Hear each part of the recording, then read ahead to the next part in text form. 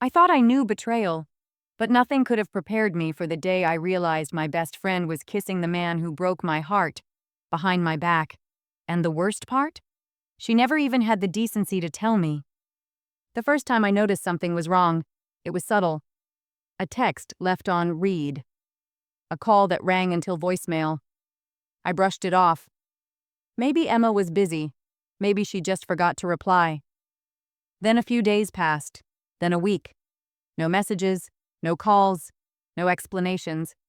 Emma and I had been inseparable for years, sisters in everything but blood. She was the one who knew my worst secrets, the one who stayed up with me through heartbreaks, the one who made me laugh when I wanted to cry. And now she was a ghost. I saw her name pop up in group chats, her little green dot blinking online late at night. She was talking to other people, just not me. At first, I convinced myself I was imagining it. People drift apart, right? Maybe she was dealing with something personal. Maybe she needed space. But when I ran into her at the cafe near our usual spot, any illusions I had shattered instantly. She was sitting there, laughing, shoulders shaking, eyes crinkled, completely at ease. Not a trace of whatever sadness or stress I had told myself she must be going through. I called her name. She heard me. I know she did. Her entire body stiffened for half a second before she turned back to her friends like I wasn't even there, like I was a stranger. I felt my stomach drop, my fingers curled into my sleeves, nails pressing into my palms. This wasn't avoidance. This was deliberate, and I had no idea why. I walked out of the cafe in a daze, my heart pounding in my chest. I wanted to believe I had imagined it, that Emma just hadn't heard me. But I knew better.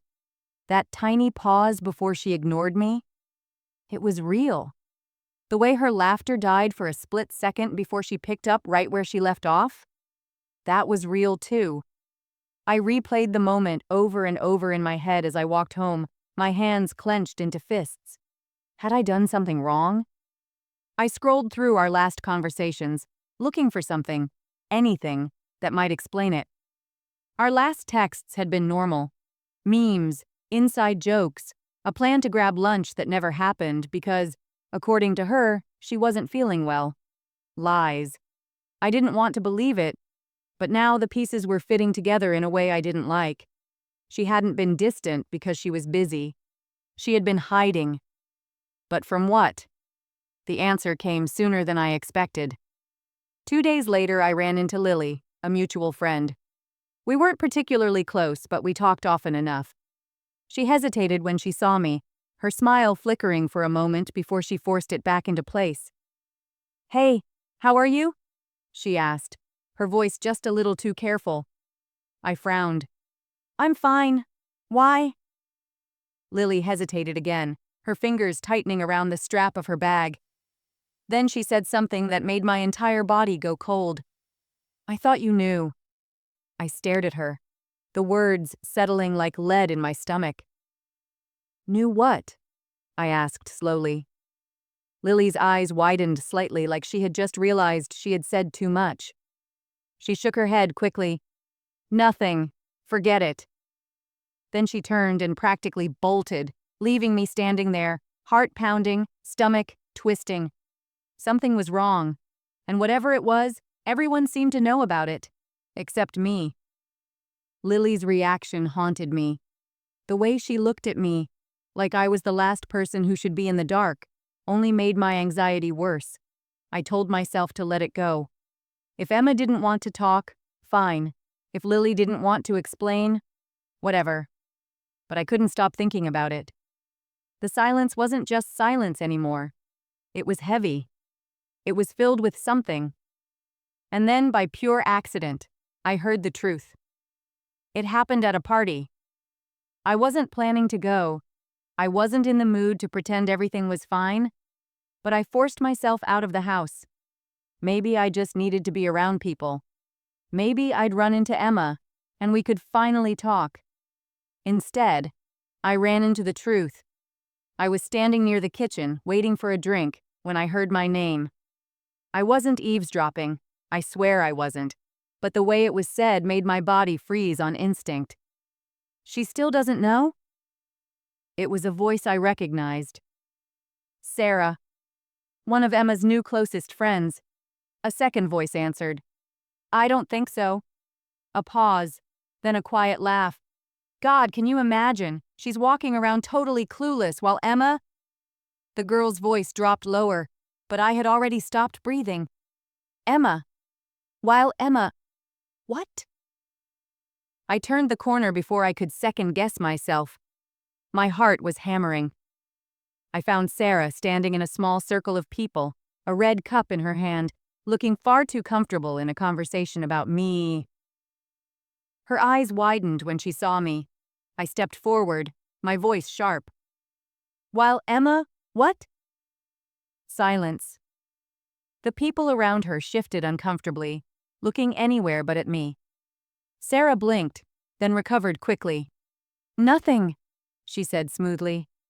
We were just talking about something else. I didn't believe her. Not for a second. I glanced at the others, my pulse roaring in my ears. No one would meet my eyes. I swallowed hard, my voice quiet but firm. If you're going to talk about me, at least have the decency to say it to my face. Sarah smirked. Relax, it's not that serious. But the way she said it, the way everyone looked so uncomfortable, told me otherwise. It was serious. And now I had no choice. I had to find out what Emma did. I left the party without another word. My hands were shaking. My pulse was so loud in my ears that I could barely think. They all knew something. Something about Emma. Something about me. And they weren't saying it. I wasn't stupid. Whatever this was, it wasn't some minor misunderstanding. People don't act this weird over nothing. I spent the entire night replaying every moment of our friendship, looking for cracks, signs I had missed. Then, at 3 a.m., I found the answer. It was a stupid accident, a slip-up that shouldn't have happened. Emma had forgotten to block me. Or maybe she thought I had muted her posts, assumed I wouldn't care enough to check. But I saw it. A picture. Posted just a few hours ago. Emma smiling, her arms wrapped around him. Number no. I sat up so fast I nearly knocked my phone onto the floor. I had to blink a few times, as if that would change what I was seeing. Him. Daniel. My ex. The person who broke my heart just 3 months ago. The person Emma had held me through while I cried. The person she swore up and down was trash. That I deserved better. That I should block and move on because he wasn't worth another second of my time. And now she was kissing him. Arms wrapped around his neck, tangled up in him like he was hers all along. The caption was worse.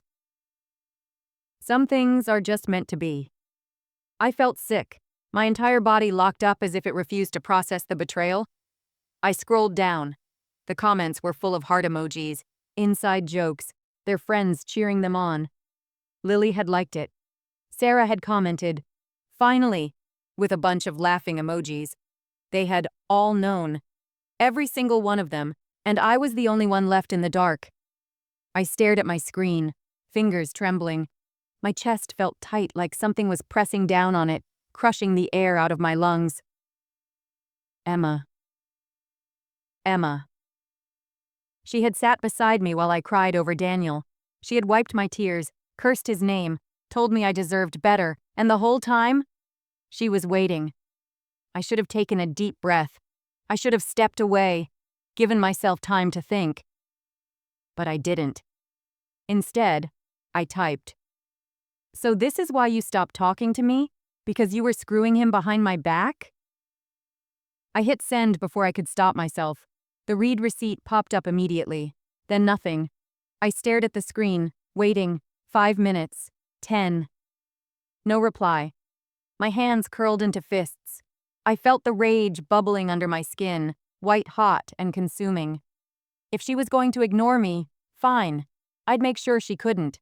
I did something I hadn't done in months. I called Daniel. The phone rang once, twice. Then, he answered. Hey. His voice was cautious, like he already knew why I was calling. I didn't waste time. How long? A pause, then a sigh. Come on, don't do this. How long, Daniel? My voice was shaking. A longer pause. Then finally he spoke. A while. I squeezed my eyes shut, nausea curling in my stomach. Were you together when I was still with you? He hesitated. That was enough of an answer. I laughed, a sharp, humorless sound. You're disgusting. Look, I didn't mean for it to happen this way, he said, his voice dripping with fake regret. Emma and I hung up before he could finish. I couldn't breathe. Emma. The person I trusted more than anyone. The person I would have defended with my life. She had been with him this whole time, and she didn't even have the courage to tell me. Instead, she just walked away. Like I meant nothing. Sleep was impossible. My body felt too wired, my thoughts too sharp, slicing through any attempt at calm. Every time I closed my eyes, I saw them. Emma and Daniel. Her hands in his hair, his arms around her waist. And I burned. By morning, I had made my decision. She wasn't going to get away with this. I didn't text. I didn't call. I showed up. Emma's apartment building was quiet when I arrived. Too early for most people to be out, but I knew she was awake. I knocked. No answer. I knocked again, harder. Footsteps. A pause. Then the door cracked open just a little. Emma's face appeared, eyes wide with something between guilt and annoyance. She looked like she had been expecting this moment, but not this soon. Seriously? She muttered. You're showing up now? I shoved the door open the rest of the way, stepping inside before she could stop me. Don't act surprised, I said, voice dangerously calm. You knew this was coming. Emma sighed, rubbing her temple. Look, How long? I cut in. Her jaw tightened. I took another step forward. Daniel told me, so don't even try to lie. She swallowed, shifted her weight. Then finally, a few months. I felt something crack inside me. I had expected it, but hearing her say it, like it was nothing, I let out a breath, shaky with disbelief. So while I was breaking down over him, you were, what? Sneaking around behind my back? Her eyes flickered with something. Remorse? Shame? It didn't matter. It was too late. I didn't plan this, she said weakly. It just happened. I let out a bitter laugh. Right, it just happened. Her face twisted, her guilt hardening into defensiveness. I knew you'd react like this. I blinked. Excuse me? She crossed her arms. You act like you own people. Like Daniel was supposed to be off limits forever just because you dated him. Newsflash, people move on. A rush of anger surged through me. This isn't about him, Emma. It's about you. You could have told me. You could have been honest. Instead, you ignored me like I was some problem you didn't want to deal with. Her expression wavered for just a second. I didn't know how to tell you. Bullshit. Silence. I shook my head. You were my best friend. You were supposed to have my back. She exhaled sharply, rolling her eyes. God, you're so dramatic. That did it. I stared at her, barely able to recognize the person standing in front of me. The girl I had trusted, confided in, loved like a sister. She wasn't here anymore. Maybe she never really was.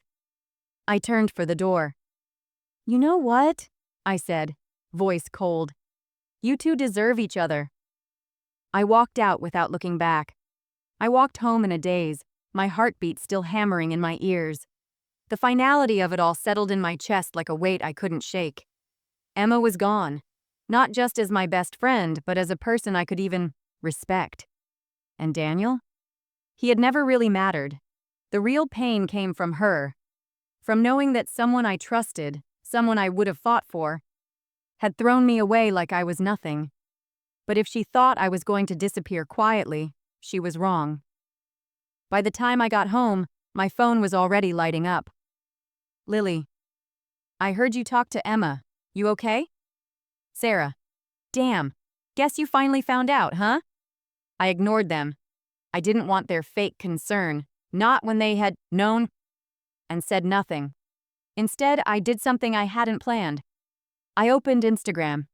Emma's post, the one with Daniel, the one that had shattered everything, was still there. Her comments flooded with sickly sweet congratulations, people cheering them on like this was some fairy tale romance instead of a job betrayal. I wasn't about to write some long, dramatic speech. I didn't need to explain myself. I simply commented, "Crazy how some things are meant to be when they start with lies and betrayal. But hey, you two look great together. Hope it was worth losing a best friend over." Then I logged out. I didn't check for reactions. I didn't need to. Let the truth settle where it may. By the next day, the whispers started. People weren't congratulating Emma anymore. Now they were asking questions. Wait, wasn't he with my name first? She really did that to her own best friend? Damn, that's low. Emma tried to control the damage. She posted some long, fake deep message about life taking people in different directions and love finding you in unexpected places. I didn't respond. I didn't need to, because by then, the story had already written itself. And Emma? She was the villain. Days passed, then weeks. The anger burned hot at first, fueling me, keeping me sharp. But eventually, it cooled. Not into forgiveness, but into clarity. Emma wasn't worth my rage. Daniel wasn't worth my sadness. And the people who had known, the ones who had whispered behind my back while smiling to my face, they weren't worth my time. The group chat we had all once shared grew quieter. The same people who had cheered Emma and Daniel on were now distancing themselves. Nobody likes to be too close to the villain in the story. And Emma was realizing that fast. Lily messaged me again. "Hey, I just wanted to say, I should have told you, I didn't know how. I feel awful." I stared at the message for a long time. Then I deleted it. Not because I wanted revenge, not because I wanted to hurt her, but because I simply didn't care anymore. Emma had taken enough of my time. Daniel had taken enough of my heart. I wasn't going to let them take my peace too. So, I moved forward. I focused on myself. I reconnected with people I had lost touch with, the ones who actually cared. I started doing the things I had put off for too long. And one day, out of nowhere, I realized I had gone a whole afternoon without thinking about them. Then a whole day. Then a whole week. I saw Emma once, in passing. She looked away first. And that was the moment I knew. I had won.